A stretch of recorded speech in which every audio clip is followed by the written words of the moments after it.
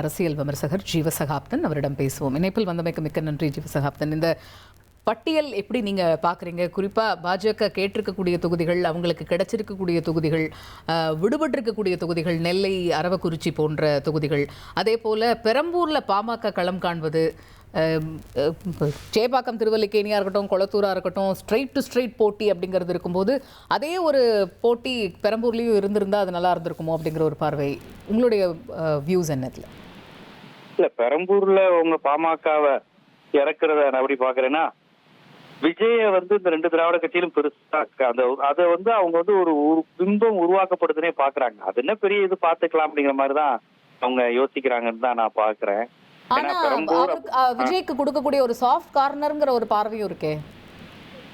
இல்ல, எப்படி நீங்க இந்த கோணத்திலயும் எடுத்துக்கலாம்ல. அப்படி என்ன பெரிய நாங்க நிக்கிற அளவுக்கா நாங்க பாத்துக்கிறோம் அப்படிங்கிற அளவுக்கு கூட போகலாம்ல.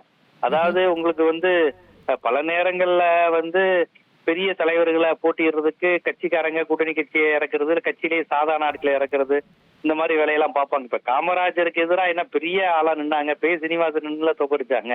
இல்ல, இங்க பெரம்பூர்ல அவங்க ஜெயிச்சிருக்காங்க. ஆனா பாமக இதுக்கு முன்னாடி அங்க அவங்களுடைய வாக்கு வங்கி அப்படின்லாம் ஏதாவது பார்க்க முடியுமா பெரம்பூரை பொறுத்த வரைக்கும்? அப்படி இருக்கும்போது அதிமுக ஏன் இதை பாமகக்கு கொடுக்கணுங்கிற கேள்விதான். இல்ல, பாமகவுக்கு எங்களுக்கு சென்னையில இந்த மாதிரி பகுதி வேணும்னு அவங்க கேட்டு இருந்திருக்கலாம். இன்னொரு புறம் அதிமுக அந்த இடத்த தவிர்த்துக்கலாம். ரெண்டுக்குமையான வாய்ப்புமே அதிகம். ஏன்னு கேட்டீங்கன்னா, அதிமுக எதுக்கு போய் விஜய்க்கு எதிராலாம் போய் நம்ம நின்றுகிட்டு கூட யோசிக்கலாம். அது தொகுதியை நம்ம விட்டு கொடுக்கலாங்கிற மாதிரி கூட இருந்திருக்கலாம். அது டிஎம்கே வர்சஸ் விஜய்ங்கிற மாதிரி போகட்டும், அதுல எதுக்கு நம்ம பெருசா போய் ஓட்ட இது பண்ணிட்டு விஜய் மேல காமிக்கக்கூடிய சாஃப்ட் கார்னரா கூடுதல் போட்டி கொடுக்கணும்னு யோசிப்பாங்களா? இல்லன்னா இல்ல நம்ம எதுக்கு போட்டி போட்டுக்கிட்டு அப்படின்னு யோசிப்பாங்களா? போட்டி போட்டுக்கிட்டுங்கள அவங்க விஜய், அதாவதுங்க, அதிமுகவை பொறுத்தவரையும் அவர்கள் விஜய் கட்சியை தொடக்கத்துல இருந்தே தனக்கு எதிரான கட்சியா அவங்க பார்க்கல. அதுதான் கரூர் சம்பவத்துல எல்லாத்துலயும் நடந்தது. கடைசி வரையும் அலைன்ஸ் வச்சிடலாமா, எப்படி போயிடலாம், பிஜேபி பேசி முடிச்சிருமா, அவங்க விஜய் மேலையும் கட்சி மேலையும் வைக்கக்கூடிய விமர்சனத்தையும் நம்ம பார்த்துட்டு தானே இருந்தோம். அப்படி இருக்கும்போது அவங்க தான் நேரடியா களம் காணுவாங்கன்னு தான் எதிர்பார்க்கப்பட்டுச்சு. இல்ல அவங்களுக்கு இன்னொரு நிலவரமும் தெரியுதுங்க. பல இடங்கள்ல திமுகங்கிறது இங்க இப்ப அவங்களுக்கு ஒரு ஏறுமுகத்துல இருக்குங்கிறத பாக்குறாங்க. ஏறி விஜய் அங்க அடிக்கட்டும், அவங்க இந்த நேரத்துல நம்ம வேணான்னு கூட அவங்க யோசிக்கலாம். பல இடங்கள்ல அப்படி கூட நினைப்பாங்க, நம்ம இந்த இடத்துல நின்று உழைப்ப வீணாக்க வேணாம், மத்த தொகுதிக்கு போவோம், இதுக்கு எதுக்கு கூடுதல் ஸ்ட்ரெயின் பண்ணணும்னு கூட அதிமுக நினைச்சிருக்கலாம். ஆனா திமுக அப்படி நினைக்க மாட்டாங்க. விஜய தோக்கடிக்கணும் அப்படிங்கிற கான்சியஸ்ல தான் அவங்க பாப்பாங்க. அதனால அதிமுக அந்த மாதிரி கூட பண்ணலாம். இப்ப போன மக்களவை தேர்தல் ரிசல்ட் லிஸ்ட பொறுத்தவரையும் இப்ப நீங்க சட்டமன்றத்தை பாத்தீங்கன்னா ஏடிஎம்கே கொஞ்சம் பரவாயில்லதான். ஏன்னா போன முறை கேண்டிடேட் எல்லாருமே தோக்க போறோங்கிற மாதிரியே போட்டிருந்தாங்க. இந்த முறை பாத்தீங்கன்னா ஓரளவு எக்ஸ் மினிஸ்டர்ஸ் எல்லாரையும் போட்டு ஒரு மாதிரி நம்ம ஜெயிச்சிடணும் அப்படிங்கிற கான்செப்ட். குறிப்பா வட தமிழகத்தில் உள்ள அதிமுக கேண்டிடேட்ஸ் எல்லாம் பாத்தீங்கன்னா கொஞ்சம் மகிழ்ச்சியா தான் இருக்கிறாங்க. மகிழ்ச்சியான மீன்ஸ் பாமக இருக்கு, அந்த வன்னியர் கவுண்டர் கான்செப்ட் இதுக்குள்ள எப்படியாவது நம்ம சிவி சண்முகம் மயிலத்துல களம் காணதா இருக்கட்டும், ஆமா ஆமா, ராஜேந்திர பாலாஜி அவர்கள் களம் காண்பதா இருக்கட்டும். ஆமா, இல்ல ராஜேந்திர பாலாஜியை பொறுத்தவரையும் பாத்தீங்கன்னா அவரை சமூக வலைதளங்கள்ல மீம்ஸ் கண்டென்ட்டா பாக்குறாங்க. பட் தொடர்ந்து 2 முறை விருதுநகர் பகுதியில அவர் வெற்றி பெற்றவர் தான். அவருக்கு அங்க ஓட் பாலிடிக்ஸ் தெரியும். இத்தனைக்கு அவர் மெஜாரிட்டி கம்யூனிட்டியை சேர்ந்தவர் கிடையாது, அங்க ரொம்ப மைக்ரோஸ்கோபிக் கம்யூனிட்டியை சேர்ந்தவர். இருந்தாலும் அதிமுகங்கிற அந்த பிம்பம், அந்த ரெட்டலை, இதை மட்டும் வச்சுமே அந்த விருதுநகர் மாவட்டத்துல அவருக்கான தொகுதியை அவர் உறுதி செஞ்சுக்கிட்டு இருக்கிறாரு.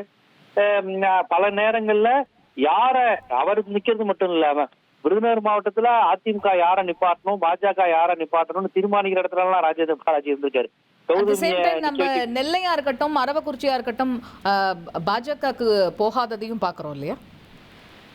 அதாவது நெல்லை, அரவக்குறிச்சி போன்ற பகுதிகள் பாஜகவுக்கு இந்த முறை போகல. அதுக்கு காரணம் அவங்க என்ன யோசிச்சிருப்பாங்கன்னா, பாஜக இந்த முறை கொஞ்சம் நம்ம பெல்ட் இல்லாத இடங்கள்லயும் கொஞ்சம் கரம் பதிக்கணும்னு அவங்க பாத்துருப்பாங்களா. இப்ப கன்னியாகுமரியில வாசன் உட்பட 5மே தாமரை தான். கன்னியாகுமரியில மொத்தமே 5 சட்டமன்றம் நினைக்கிறேன், 5ஆ 6ஆன்னு தெரியல எனக்கு. ஆனா 5 தாமரை நிக்குது. Kanyakumari BJP belt. இவங்க கூட்டணி கட்சியான ஏடிஎம்கேக்கு ஒரு சீட்டு கூட கொடுக்கல.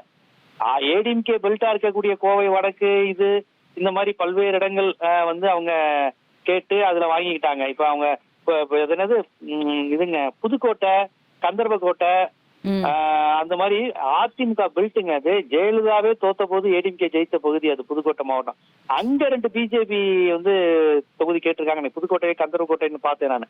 புதுக்கோட்டை மாவட்டத்துல 2 இது கேட்டிருக்காங்க. ஆனா நீங்க சொன்ன மாதிரி பிஜேபிக்கு சார்பா இருக்கக்கூடிய அரவக்குறிச்சி, மொடக்குறிச்சி போன்ற இந்த மாதிரி பகுதிகள்ல அவங்க இது பண்ணிருக்காங்க. அப்ப பாஜக வேறு சில வியூகங்களை வகுக்கிறாங்க அப்படின்னு தான் பார்க்கணும். அதுவும் ஒரு சீட்டு 2 சீட்டு விட்டு கொடுத்து அது பெறுறதுங்கிறது பெரிய விஷயம் கிடையாது. நயினா நாகேந்திரன் போன்றவங்களை வந்து ஜெயிக்க வைக்கணுங்கிறது பாஜக எண்ணமே கிடையாது. அண்ணாமலை சிங்காநல்லூர்ல போட்டி போட மாட்டேன்னு லெட்டர் அனுப்பியிருக்காரு. இப்போ பாஜக சூழலுங்கிறதே அங்க வேறங்க. அவங்க ஒண்ணும் அப்படியே நயினா நாகேந்திரன் தலைமையில அப்படியே வெற்றி பெறணுங்கிற எண்ணம்லாம் அவங்களுக்கு கிடையாது. உங்களுக்கு எப்படியாவது ஏடிஎம்கே பெல்ட்டா இருக்கக்கூடிய நிறைய தொகுதிகளை நின்று எப்படியாவது ஜெயிச்சு காமிக்கணுங்கிறது தான் அவங்களுக்கான கான்செப்ட். பாஜகவை பொறுத்தவரையும் பெரிய திமுகவை தோக்கடிக்கிறதுலாம் நோக்கம் கிடையாது. இந்த கூட்டணிக்குள்ள எத்தனையா நம்ம பாருங்க, வாசனுக்கு தாமரை கொடுத்துட்டாங்க 5 சீட்டு.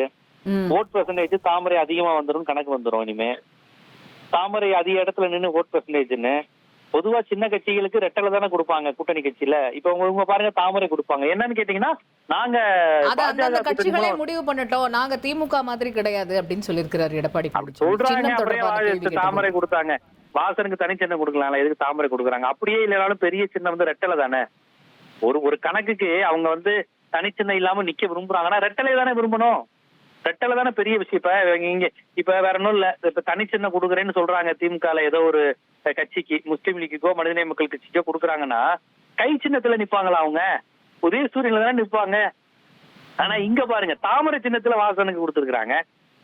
அநேகமா ஜான் பாண்டியனுக்கு மேபி இருக்க வாய்ப்பு இருக்கு தாமரை. புதிய நீதி கட்சிக்கும் தாமரை இருக்க வாய்ப்பு இருக்கு.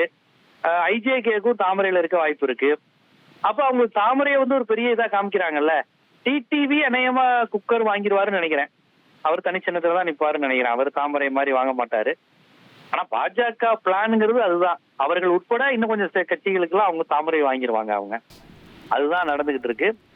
பாப்போம். ஆனா ஒரு சுவாரஸ்யமான பட்டியலா தான் நான் பாக்குறேன். ஏன்னா அடர்த்தியான அதிமுக செல்வாக்குள்ள பாஜகவுக்கு பெரிய இதுவரையும் செல்வாக்கு நிரூபிக்காத புதுக்கோட்டை மாவட்டங்கள் அவங்க கேட்டிருக்கிறதும், மேற்கு மண்டலத்துல சில இடங்கள்ல பாஜக கேட்காம இருக்கிறதும் ஒரு விதமான சின்ன சின்ன அண்டர்ஸ்டாண்டிங் தான். ஆனா பெரிய லெவல்ல இதுக்கு லாபம் பிஜேபி தான். ஏடிஎம்கே தான் நிறைய விட்டு கொடுக்குற மாதிரி இருக்கும் தான் நான் பாக்குறேன். இனி செல்லும் இடமெல்லாம் செய்தி. தந்தி டிவியின் வாட்ஸ்அப் சேனலை ஃபாலோ பண்ணினா செல்ல இருக்கும் இடமெல்லாம் செய்தி. இதோ QR கோட் இப்பவே ஸ்கேன் பண்ணுங்க, ஃபாலோ பண்ணுங்க.